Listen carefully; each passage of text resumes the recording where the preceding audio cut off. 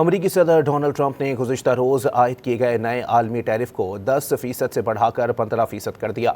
Trump ने अपने social media platform truth social पर जारी बयान में कहा कि चंद माह में नए और कानूनी तौर पर काबिल इजाज़त टैरिफ का तयन करके उन्हें नाफिज किया जाएगा। नए आलमी टैरिफ से अमरीका को अजीम बनाने का अमल जारी रहेगा।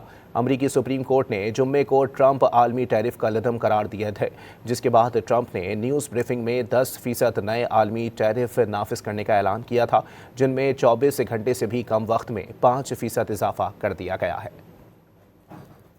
अमरीकी सदर डोनाल्ड ट्रंप ने गुज़िश्ता रोज़ आयद किए गए नए आलमी टैरिफ को 10% से बढ़ाकर 15% कर दिया।